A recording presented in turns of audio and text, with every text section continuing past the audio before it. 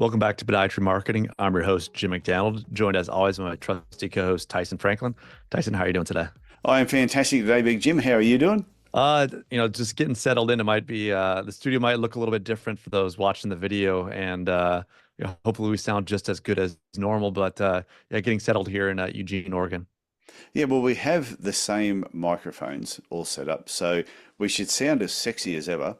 However, the internet where you are at the moment, we're not quite sure about. So if there's a couple of glitches, if anyone's listening to this episode and they go, oh, that seemed a little bit glitchy than normal, please bear with us. Be kind. Yeah, hopefully so. But with our amazing editing prowess, we will make it sound good. So I'm going to dive because I'm not sure how the internet is going to go. I'm going to dive straight into today's topic, which is what else does the market want? Yeah, definitely looking forward to this one to hear what your thoughts are. Okay, and what I mean by this is when a competitor brings something new into the market, into your community, into your area, it might be something that has never been in your community before, and you go, oh, no one's ever seen this before. I always reckon don't get overly concerned about it. It's one of those things that you can panic, but don't. Don't sort of see what a competitor does and go, oh, why didn't I think of that? Because the big reason is you can do it as well. As soon as they bring it into the market and they're using it, if it's just arrived and before they've got the opportunity to get out there and market it and make it something that's super special, if you can get hold of it yourself and introduce it into your own business, if it looks like something that is going to be very, very worthwhile. Do you have any specific examples of something in your practice where saw this occasion, this kind of occur? Okay, yeah, I'll use my own practice as an example and what the other podiatrists in town didn't do. It was the mistakes that they actually made. So going way back, I was the first clinic in Cairns to set up a treadmill and video camera. Now, that's not flash equipment these days. Every podiatry clinic has one. But in my area of Cairns, regional Queensland, at the time there may have been maybe two or three other podiatry clinics. Nobody else had one. So I thought, okay, I'm going to set up a treadmill, set up the video cameras, recorded everything, played it back to patients, and we used that in our marketing. It was probably 2 or 3 years before the next podiatrist set one up. And I just sat there shaking my head going, why are you waiting so long to just embrace something that we know other podiatrists have? We know this is something our patients want. We know it's a useful tool, but you're sitting on your hands not doing anything about it. And like I said, what else does the market want? Which I'm going to get to. This leads on to something else. But I just think you've got to be one of those people that don't be a late starter. When you see somebody else introduce something, like I said, don't sit on your hands and then don't do the whole, this is going to sound weird, the Me Too movement, but a different type of Me Too movement. Not the one that most people hear about, but if somebody else has a piece of equipment and they've been marketing it really well and they own that market, everybody knows that that clinic has that piece of equipment. Don't turn around later, 2, 3 years later and go, yeah, we've got it too. Me too, look at us. Yeah, by then it's actually too late. They will be known for that piece of equipment. And we did that with the treadmill and video. We did the same thing with Shockwave. We had Shockwave in Cairns probably 5 years before the next person got one. Laser for fungal nails, probably 5 or 6 years before the next podiatry clinic eventually got one. And when we set up the milling machines, and we could make our own orthotics on site, we could make them the same day if we wanted to, but usually we did them within 24 hours. Still nobody in Cairns is doing that. And we started that when I had the clinic, probably going back now, well over 12, 14 years ago. Oh, it's surprising that no one's done that so far. I think it was such a unique marketing tool that we had. By having that, not only was it a great service for our patients, sped up the service of providing an orthotic for patients. They didn't have to wait 2 weeks, but nobody else was doing it. It just became part of our actual marketing. And I just shook my head. And I was talking to someone only today, and I said, how long do your patients have to wait to get orthotics? And they said, 2 weeks. And I went, do you know that I graduated in 1988? And in 1988, patients had to wait 2 weeks to get their orthotics. Okay, that is no longer acceptable. I don't care what anyone says. 2 weeks is no longer acceptable. And everybody should be looking at ways to speed up that service. Someone's in pain, basically speed it up.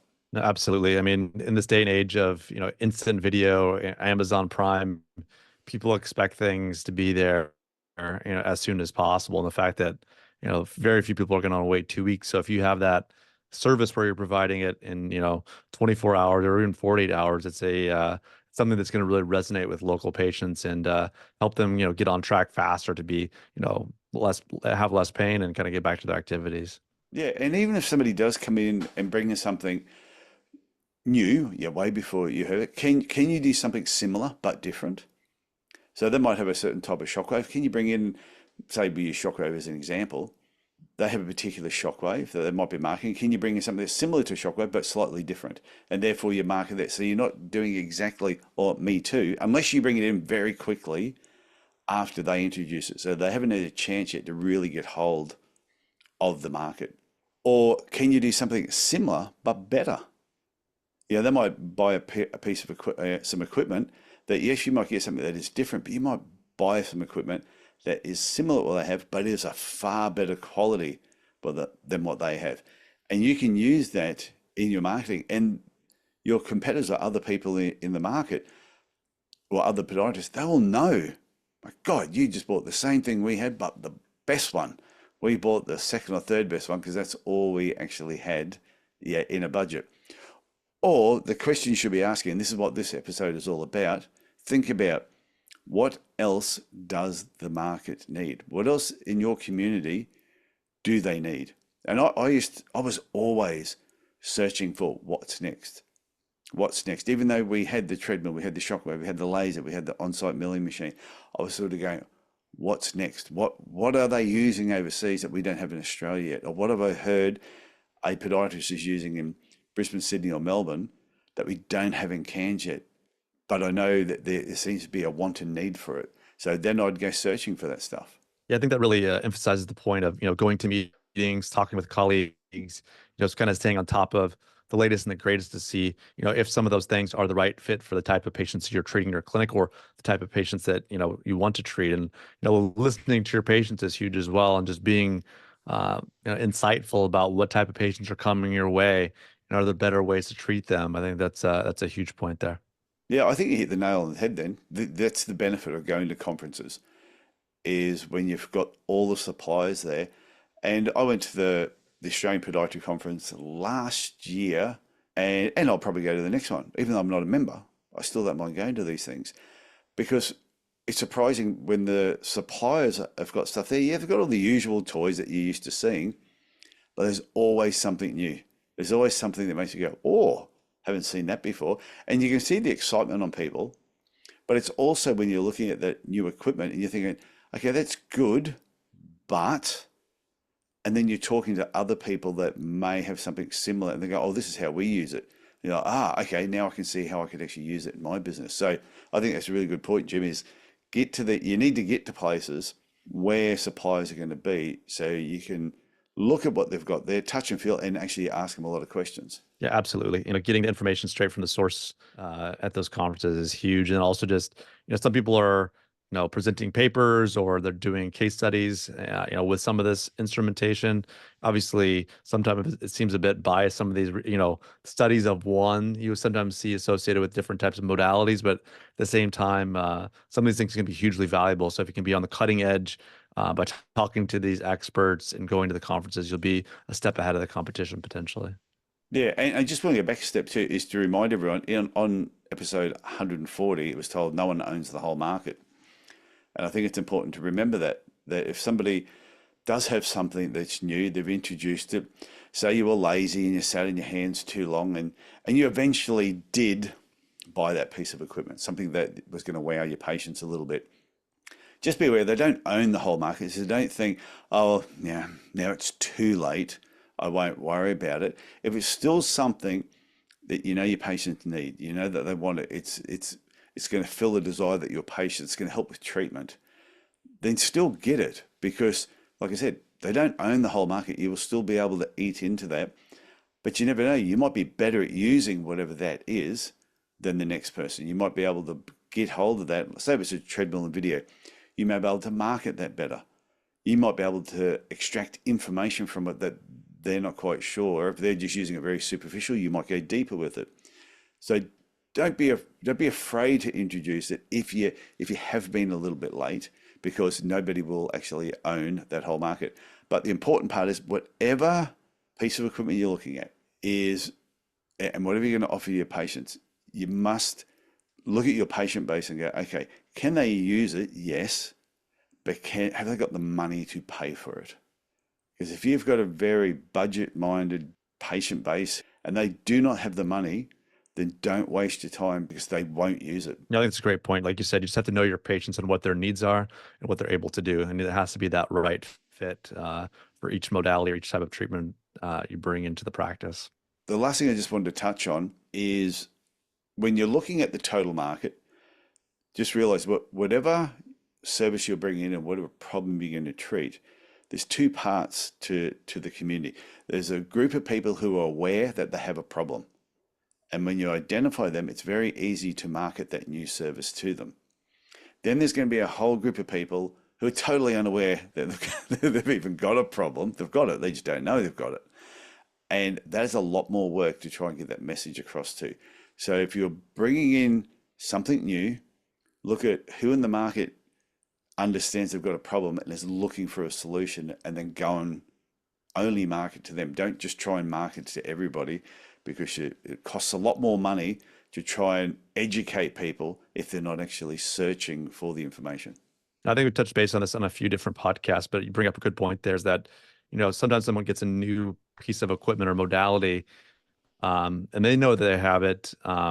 They don't know how to kind of communicate that they have this, maybe it's faster, maybe it's less painful modality. You have to find the right messaging in the right medium in order to get more patients in the door to help, facilitate and pay for this, the modality you have. So, and if you're successful, then obviously it's going to pay for itself and even more. But you just have to make sure that the message and the medium you're using to get the word out about it. Like you said, some people don't know that, the difference between, different types of wart treatment or something, right? Mm. So they don't know what a Swift is. So you have to sometimes really speak in the language of the patient, and let them know that you have it. Otherwise, if you're not speaking the language of the patient, you're going to get nowhere potentially with some of these, higher cost modalities you bring into your practice.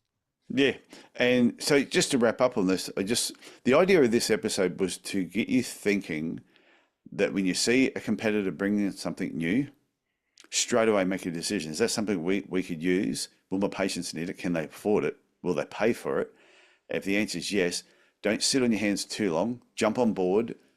Either use it and own that market with them, or get something different and be a direct competitor to whatever it is that they're using. But also think of, what does my patient need next? What else does the market want? And try and be the person that starts it first. Don't always be sitting there. And this is what everybody did in Cairns. When I had my clinic and I was building it up, every other podiatrist sat on their ass because they were lazy. And a lot of the ones in Cairns still are lazy. They still just sit there and they look at what everybody else is doing, and then they do it. I think sometimes you've just got to take the punt and be first. What else did my patients need? Ask your patients. Talk to them about what else they could possibly use, and then be the first person to introduce it into the market. Now, I always say, who came second in the 100 meters in the Olympics? Nobody remembers, but they usually remember who came first. And that's why when you think about, what do my patients need, you get it, you introduce it first. Usually you can own that market before the next person gets hold of it, because no one remembers who came second. That's a good point. Okay, Jim, that's all I wanted to say on this particular topic. And as I said at the beginning of this episode, that the internet has not been the best today. So if it's been a little bit glitchy, if it sounds like Jim hasn't said much in this particular episode, he may have said a lot. It may just not have come through, because when I was looking at him, I saw his lips moving a lot, but not every word came through. So we will edit this, and by the end of it, I'm sure you've sort of gone, I'm glad I listened to this episode. So Jim, I look forward to talking to you again next week. You can just give me a wave, or you can try and say goodbye. All right. We'll see you later, Tyson. Have a good week. Okay. See ya. Bye. Thanks for listening to Podiatry Marketing with Tyson Franklin and Jim McDonald. Subscribe and learn more at Podiatry Marketing. That's the website address, podiatry.marketing.